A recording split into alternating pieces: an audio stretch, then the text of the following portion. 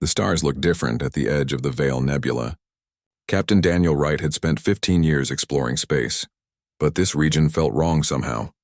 The colors were too dark, the silence too deep. His ship, the Horizon's Edge, drifted slowly through the cosmic dust, scanning for anything unusual.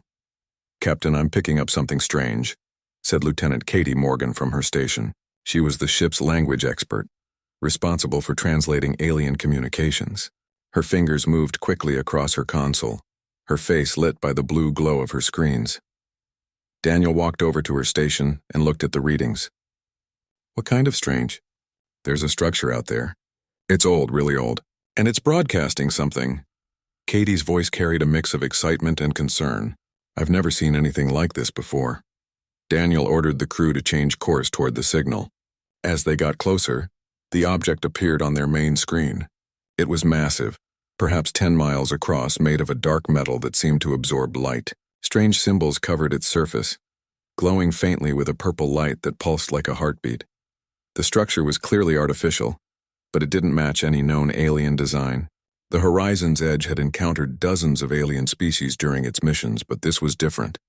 This was ancient beyond measure. "How old is it?" Daniel asked his science officer, a young man named Peter Clark. Peter ran several scans before answering. "Captain, according to our dating methods, this thing is at least 3 million years old. Maybe older. Whatever built this is long gone." Katie worked frantically at her station, trying to decode the broadcast. The signal repeated every 30 seconds, a complex pattern of sounds and images that hurt to listen to for too long. She fed the data into the ship's translation computers, adding her own expertise to help crack the code. Hours passed. The crew took shifts, but Katie refused to leave her post.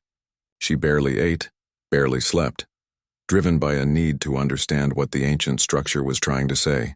Daniel brought her coffee and watched as she worked, seeing the determination in her eyes. Finally, after 2 days of constant effort, Katie succeeded. The translation wasn't perfect, but it was enough. She called Daniel to her station, her hands shaking slightly as she pulled up the results. "It's a warning," she said quietly. "A warning to everyone who might find it." Daniel read the translated message on her screen. The words were simple but terrifying. The structure had been built by a coalition of ancient species, their last act before they vanished forever. They had discovered something in deep space, something they called the Silence.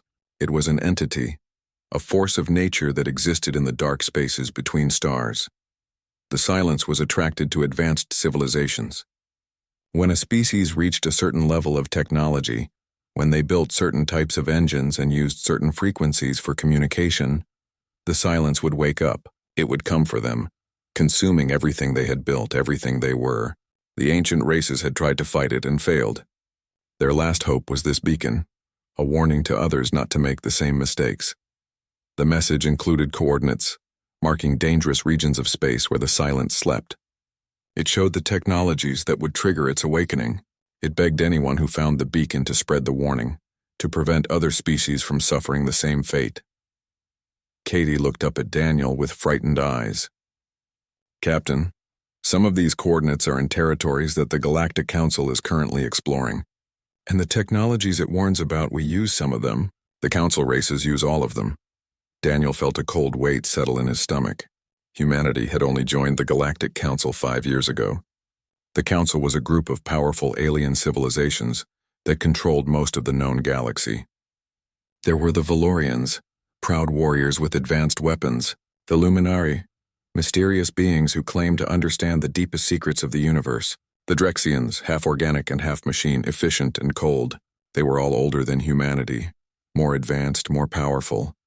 And according to this ancient warning, they were all in terrible danger. "Send everything to Earth immediately," Daniel ordered. "Make copies of all our scans, all the translations, everything. Then send the same data to the Galactic Council headquarters. Mark it as urgent, highest priority." The crew worked quickly to compile the information. Within hours, the data was transmitted across the vast distances of space, racing toward both Earth and the Council station orbiting Celestia Prime. Daniel recorded a personal message to accompany the data, explaining what they had found and urging immediate action. "We need to stop expanding into these regions," Daniel said in his recording. "We need to study this threat and understand it before we accidentally wake it up." We need to change our technology, modify our drives and communication systems. This isn't a joke or a false alarm. Entire civilizations died trying to stop this thing, and they failed. We need to learn from their mistakes. After sending the transmission, Daniel ordered his crew to collect physical samples from the beacon. They sent out small drones that carefully cut away pieces of the structure, gathering as much evidence as they could. If anyone doubted their report, they would have solid proof. Katie continued studying the beacon's message, finding more details hidden in the complex broadcast. She discovered fragments of history from the fallen civilizations, brief glimpses of their final days. They had been confident at first, certain they could defeat any threat. Their pride had destroyed them. "Captain," Katie said one evening as they prepared to leave the nebula, "do you think the council will listen?" Daniel stared at the ancient beacon on the main screen. "I hope so, but I've been to enough council meetings to know how they think. They're arrogant. They believe they're the smartest species in the galaxy. They might not take a warning from humanity seriously. Then what do? We do everything we can to make them understand," Daniel said firmly. "And if they won't listen, we make sure Earth is ready for what's coming." The horizon's edge turned away from the beacon and began the long journey home. Behind them, the ancient structure continued its lonely vigil, broadcasting its warning into the void, hoping that someone, somewhere, would finally listen before it was too late. Daniel knew that the real challenge was just beginning. Finding the warning had been difficult, but convincing the galaxy to take it seriously would be nearly impossible.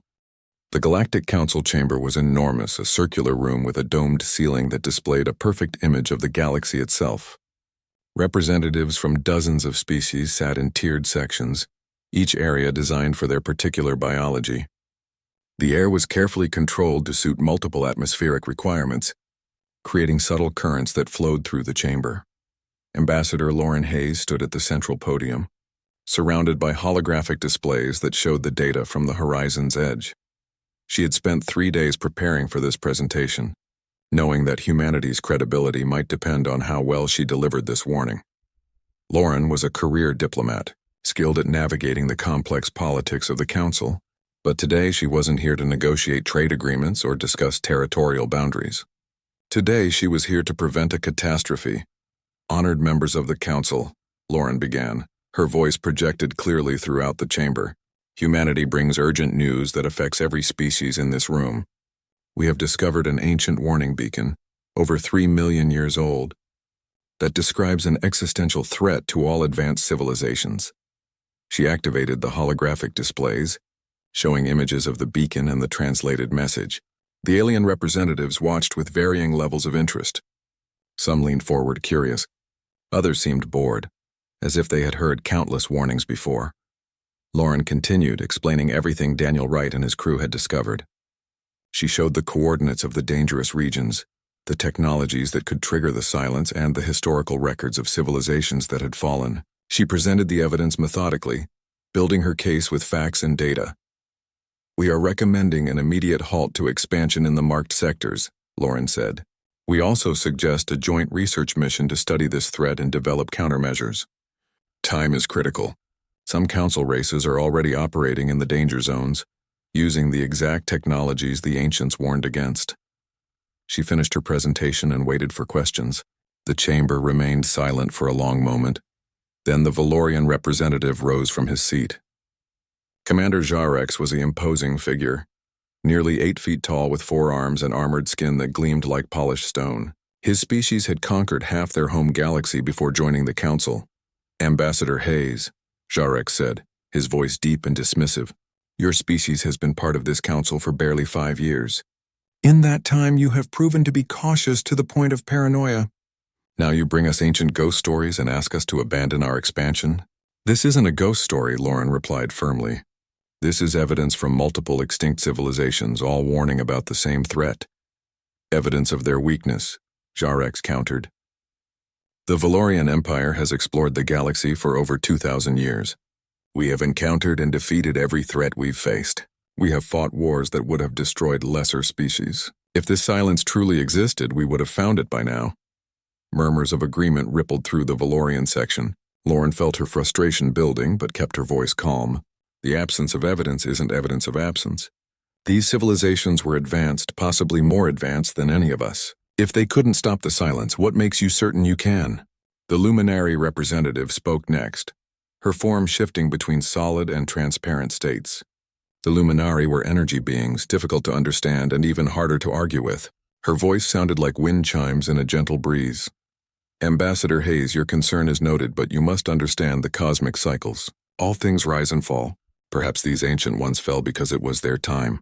Perhaps this silence you fear is simply the galaxy's way of maintaining balance. We cannot live in fear of what might be. Lauren wanted to scream. The luminari always spoke in riddles and philosophical nonsense. This isn't about cosmic balance. This is about survival. We have concrete evidence of a specific threat with specific triggers. We need to take action. The Drexian representative, a being that was half organic brain and half computer network, processed the data with cold efficiency. When it spoke, its voice was synthesized and emotionless. Analysis complete. The probability of this threat manifesting in our operational lifetime is calculated at 0.03%. The economic cost of halting expansion and modifying our technology would be substantial. The logical course is to continue current operations and monitor for any actual evidence of danger. 0.03%? Lauren repeated incredulously. And if you're wrong, if that tiny probability becomes reality, then we will adapt, the Drexian replied. We always have. The debate continued for hours. Lauren presented more evidence, answered every question, and addressed every concern, but she could feel the mood of the chamber turning against her. The council members didn't want to hear warnings from humanity. They saw Earth as the new species, the inexperienced children trying to tell their elders how to behave. Finally, the council vote was called. The resolution was simple. Acknowledge receipt of humanity's report and classify it as unsubstantiated until further evidence emerged. No action would be taken. No expansion would be halted. No research mission would be authorized. The vote wasn't even close. Only 3 minor species voted in favor of taking the warning seriously. Everyone else dismissed it. After the session ended, Lauren stood alone at the podium watching the various representatives file out of the chamber. A few offered sympathetic looks, but most ignored her completely. The Valorian commander actually laughed as he passed, making a comment to his aide about human cowardice. Katie Morgan, who had accompanied Lauren to provide technical expertise, approached the podium. They didn't listen to a single word, did they? No, Lauren said quietly. They think we're paranoid children seeing monsters in the dark. They're so confident in their own superiority that they can't imagine a threat they haven't already defeated. What do we do now? Lauren gathered her materials and deactivated the holographic displays. We go home and tell Earth to prepare. If the Council won't protect themselves, at least we can protect humanity. The journey back to Earth took 3 weeks. Lauren spent most of that time writing her report, documenting every argument the Council had made, every dismissal, every arrogant assumption. When she finally transmitted it to the government, she added a personal note to President Nathan Cole. Mr. President, she wrote, the Council will not act. They have forbidden further investigation and classified our discovery as folklore. If the silence is real and it awakens, the galaxy will be unprepared. I recommend we take whatever steps necessary to ensure humanity survives, regardless of Council policy. Back on the horizon's edge, Daniel Wright received a private message from Council security.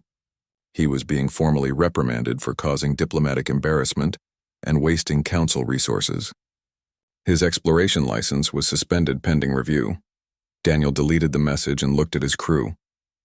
They had done the right thing. They had found a warning and delivered it to those who needed to hear it. If the galaxy chose to ignore that warning, the blood would be on their hands, not his. But he knew humanity wouldn't ignore it. Humans had a gift for preparing for the worst while hoping for the best. They would be ready even if no one else was. President Nathan Cole sat in the Situation Room deep beneath the Capitol building, surrounded by military advisors, scientists, and intelligence officials. On the screens covering the walls, data from the ancient beacon scrolled continuously. Nathan had read Lauren Hayes' report 3 times, and each reading made the situation feel more urgent. Let me make sure I understand this correctly, Nathan said, looking around the room. We found evidence of an existential threat. We warned the Galactic Council. They laughed at us and told us to shut up. And now they're continuing to do exactly what this ancient warning said would wake up the thing that killed entire civilizations. That's correct, Mr. President, Lauren confirmed. She had returned to Earth 2 days ago and had barely slept since. The Council is expanding into 3 of the marked danger zones. They're using all the technologies the beacon warned against, and they've made it clear they won't change course. Nathan rubbed his temples. How long do we have? Dr. Lisa Bennett, the lead scientist who had been studying the beacon data, stood up. She was a physicist specializing in exotic energy forms, and she had spent every waking hour trying to understand the silence. We don't know, sir. The beacon doesn't give specific time frames, but based on the expansion patterns of council races and the technological signatures they're producing, I'd estimate we have somewhere between 5 and 10 years before the threshold is reached. Best case scenario? Best case? The ancients were wrong and nothing happens. Lisa paused. But sir, I don't think they were wrong. The mathematical models are consistent. The energy signatures match. Everything points to this being real. Admiral Jack Morrison, the highest-ranking officer in Earth's Space Navy, leaned forward. Mr. President, we need to make a decision. Do we trust this warning or not? Because if we trust it, we need to start preparing immediately. Nathan looked at each person in the room. He had been elected to protect humanity, to make the hard choices that others couldn't or wouldn't make. This was one of those moments that would define his presidency and possibly the future of the human species. We prepare, Nathan said firmly. I don't care what the council thinks. I don't care if they mock us or sanction us. We're going to assume this threat is real and we're going to be ready for it. Admiral Morrison, you have my authorization to begin Project Sanctuary. The room erupted into activity. Project Sanctuary had been proposed as a contingency plan, a way to prepare for the silence while maintaining normal diplomatic relations with the Council. Now it was becoming reality. Admiral Jack Morrison took control of the military side of the project. He was a veteran of the border wars, the brief conflict that had occurred when humanity first encountered aggressive alien species. Jack understood that superior technology didn't always win battles. Sometimes it was preparation, adaptability, and the willingness to do what others thought impossible. We need to redesign our entire fleet, Jack told his engineering team. The beacon's warning says the silence is attracted to specific energy signatures from advanced drives and quantum communication systems. We need to shield those signatures or replace them entirely. The engineers looked at each other nervously. Sir, that would mean gutting every ship we have. It would take years and cost billions. Then we better get started, Jack replied. The work began immediately. Earth shipyards, already busy with normal construction, shifted into overdrive. Existing military vessels were brought in for complete refits. Their quantum drives were replaced with hybrid systems that could operate at lower energy signatures. Their communication arrays were rebuilt to use older, less detectable technology. Backup analog systems were installed for every critical function. Meanwhile, Dr. Lisa Bennett led a team of scientists studying the beacon's technology and the fragmentary records of the fallen civilizations. She discovered that the silence wasn't just a physical entity. It could corrupt technology, turning sophisticated computer systems into weapons against their creators. The more advanced and networked a system was, the more vulnerable it became. We need to go backwards in some ways, Lisa explained to the military designers. Less automation, more manual controls. Less networking, more isolated systems. It's going to feel primitive compared to what the council races use, but primitive might keep us alive. Katie Morgan joined Lisa's team, using her language skills to extract every possible detail from the ancient messages. She found references to weapons that had failed against the silence, strategies that had been tried and defeated. But she also found hints of things that had worked briefly, ways the ancients had slowed the entity down before their final defeat. They used frequency weapons, Katie reported during one briefing. Specific sound waves and energy pulses that disrupted the silence temporarily. It didn't kill it, but it created pockets of stability where their ships could operate. It bought them time.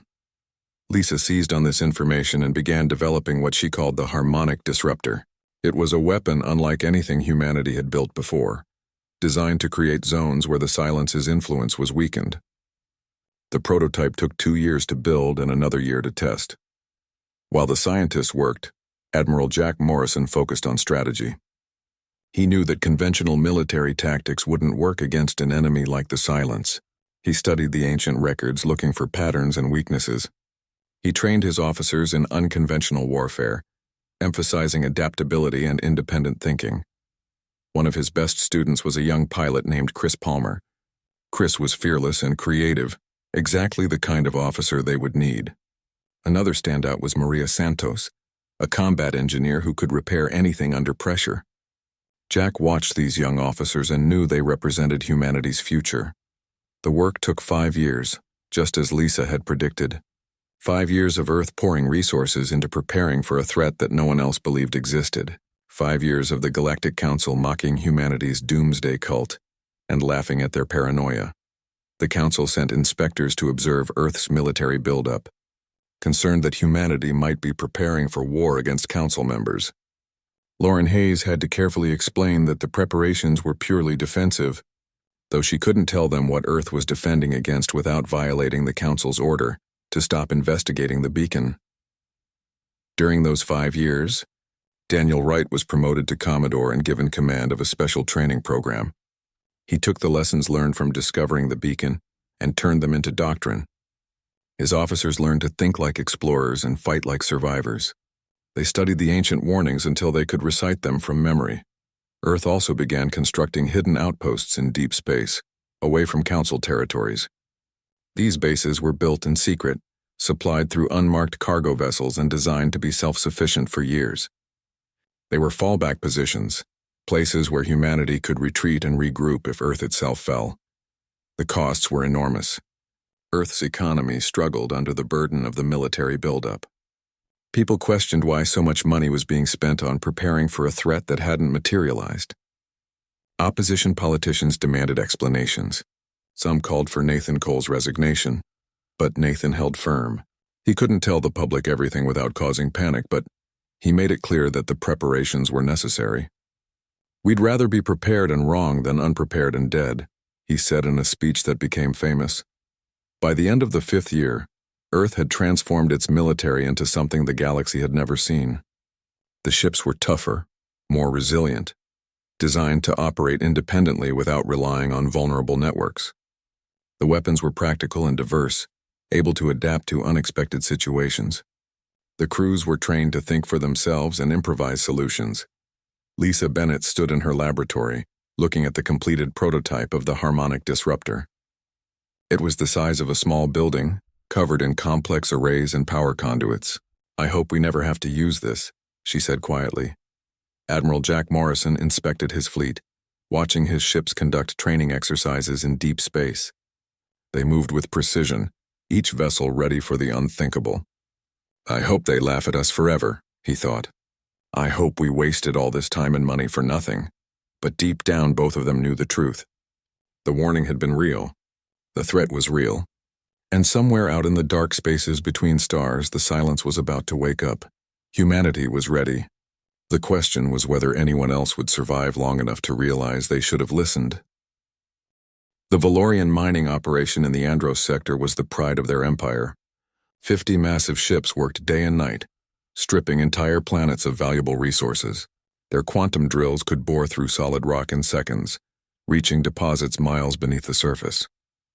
Their processing facilities could refine millions of tons of ore per day.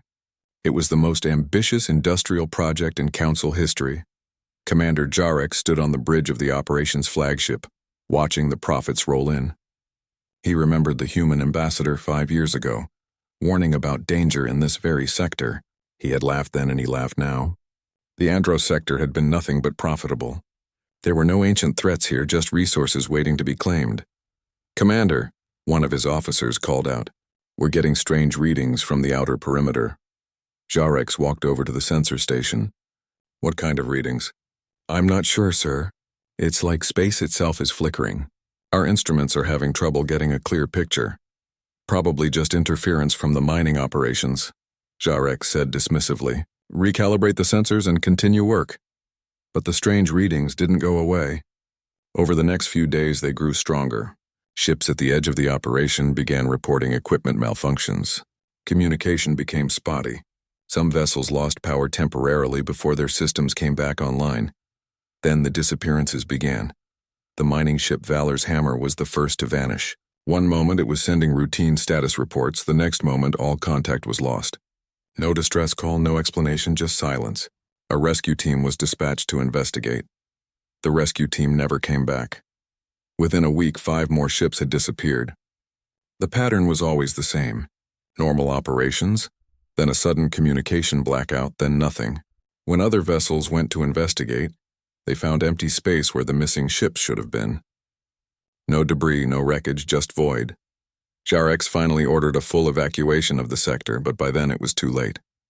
The phenomenon was spreading faster than his ships could flee. The Valorian fleet watched in horror as darkness seemed to spill across space itself, a living shadow that consumed everything it touched. The darkness moved in ways that shouldn't be possible. It appeared simultaneously in multiple locations, bypassing the laws of physics. Ships that tried to escape found the darkness ahead of them, no matter which direction they fled. It wasn't just fast, it was everywhere at once. Then the real nightmare began. The ships that weren't consumed outright began to change. Their computer systems turned hostile, locking crew members out of critical controls. Automated systems became weapons, turning against the people who had built them.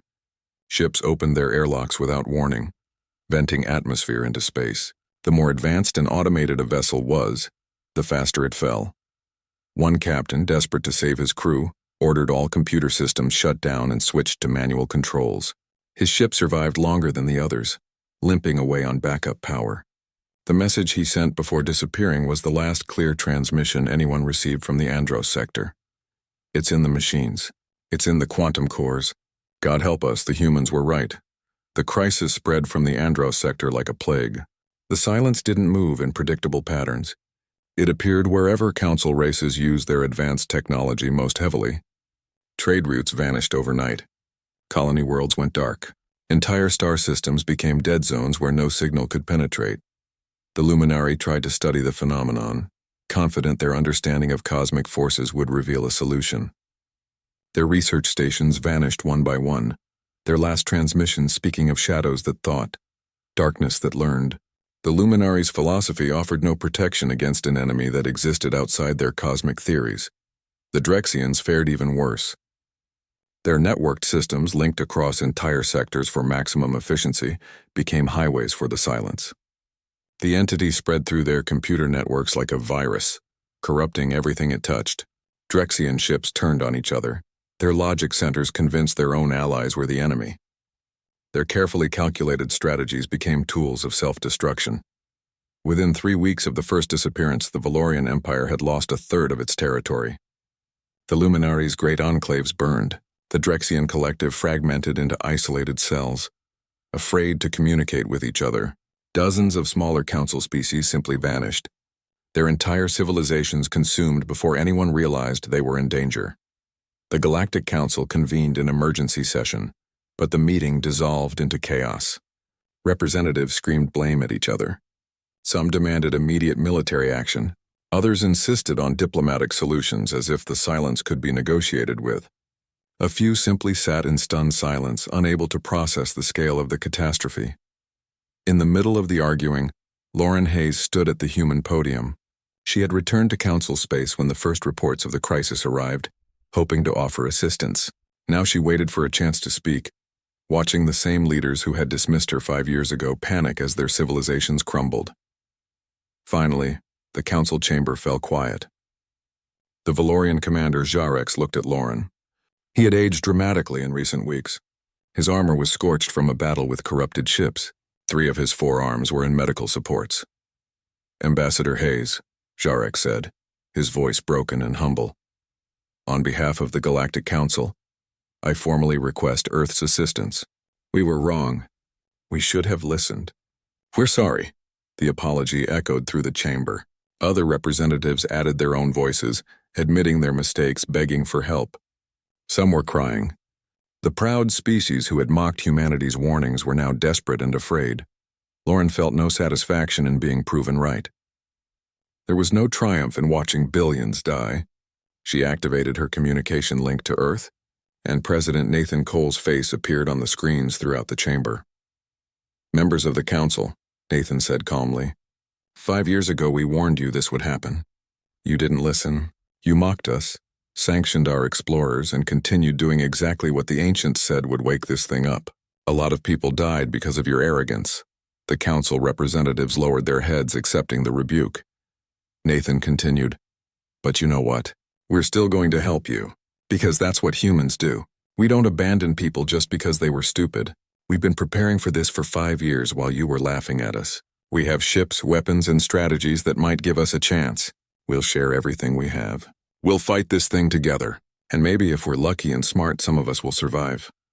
Lauren saw hope return to the faces around her. The council had failed its people, but humanity hadn't given up on the galaxy. "Admiral Morrison will take command of all military operations," Nathan declared. "Dr. Bennett will coordinate scientific research. Commodore Wright will lead the assault forces. Every ship, every resource, every idea you have, you put under their command. No debates, no pride, no politics. We do this the human way or we don't do it at all." For the first time in council history, the alien species agreed without argument. They had no choice. Their way had failed. Now they would have to trust the species they had dismissed as primitive and paranoid. Admiral Jack Morrison appeared on the screens, already wearing his combat uniform.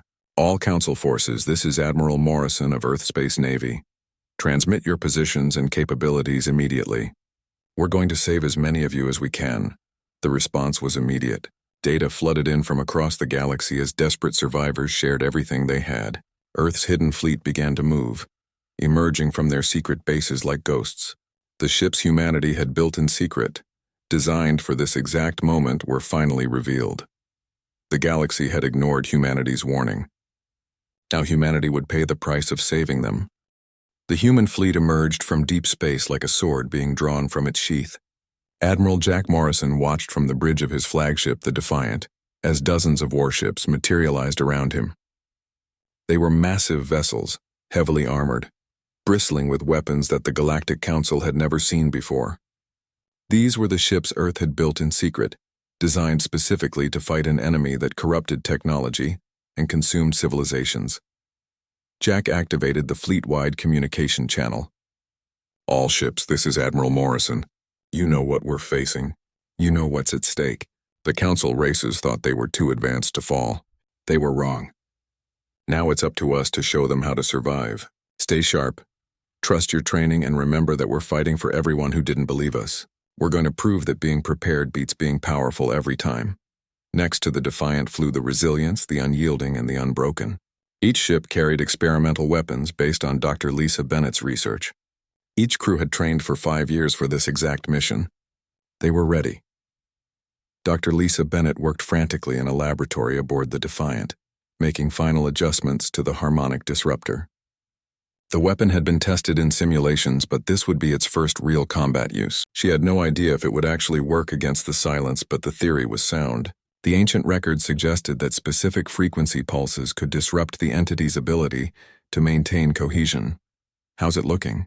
Jack asked, visiting the laboratory between command decisions. "As good as it's going to get," Lisa replied, not looking up from her work. "The disruptor should create zones of stability where the Silence's influence is weakened. But Admiral, I need you to understand something. This weapon doesn't kill it. It just pushes it back temporarily. We need to find the core, the source of the manifestation, and hit it with everything we have at once." "Where's the core?" "The Andros sector. Where it all started. That's where the Valorians drilled deepest, where they produced the strongest energy signatures.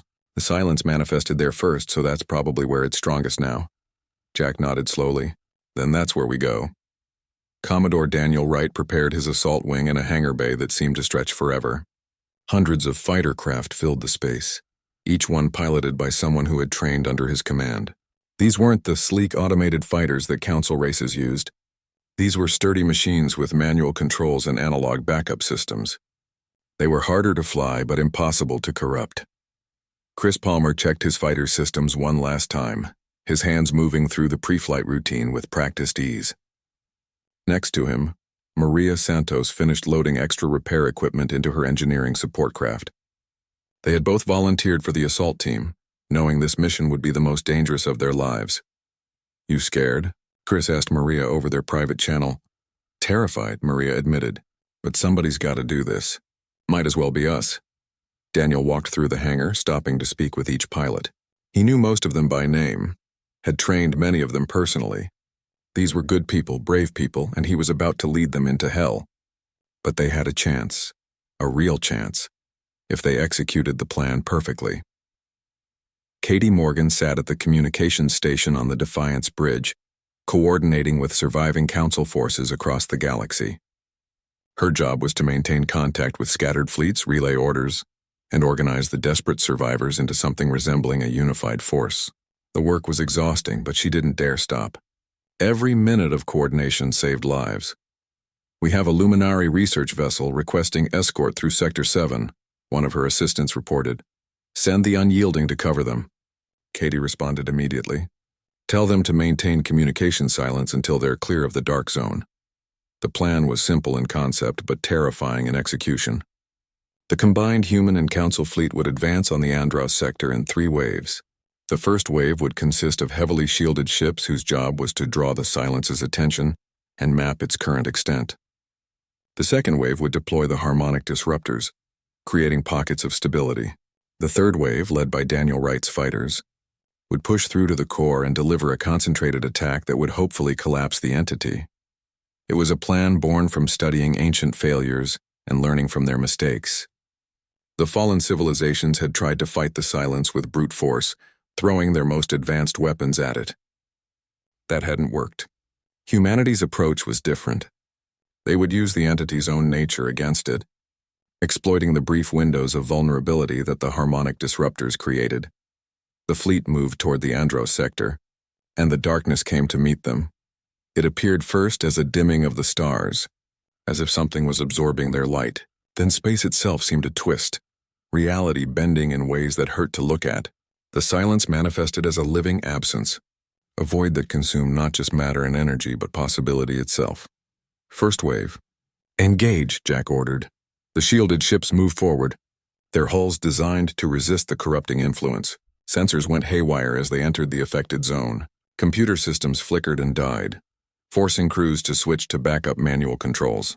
But the ships held together, their simplified systems resistant to the silence's attempts at corruption. The data they collected was terrifying. The silence had grown since its initial awakening, spreading across multiple sectors.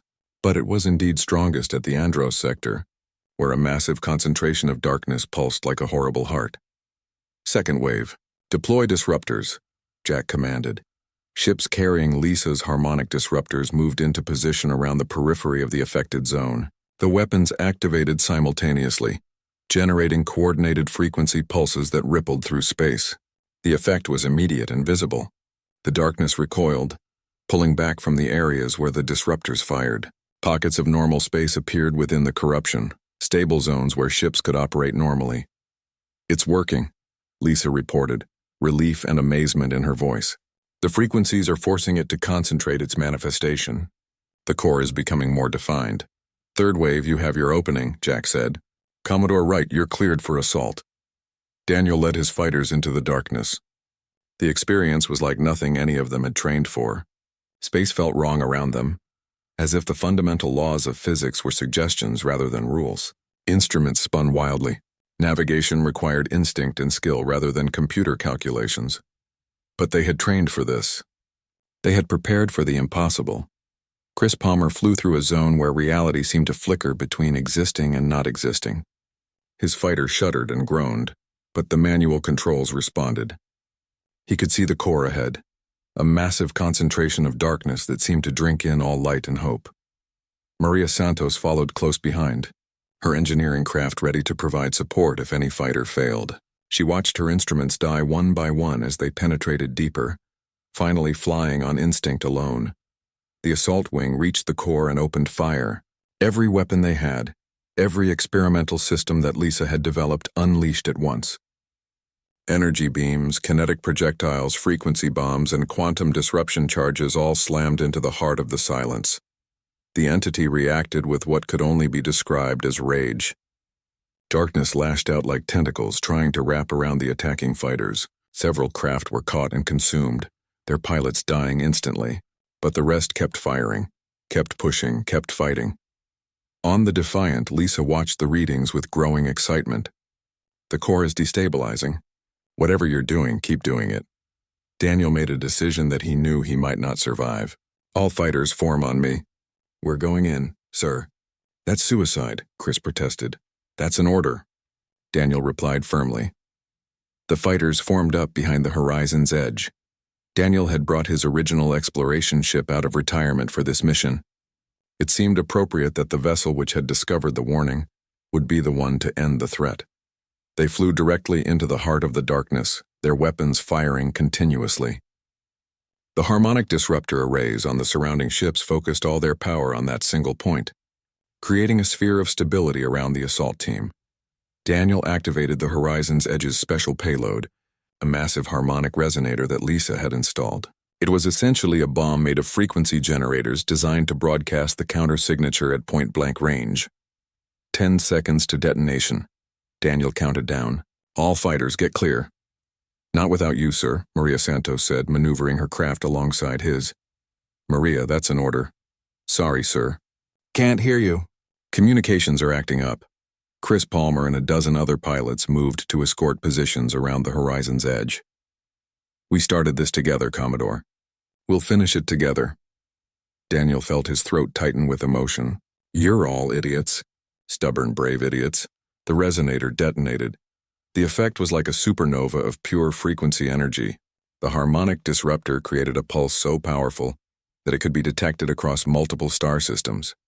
At the point of detonation, the Silence's core shattered, its cohesion destroyed by the perfectly calculated counter-frequency.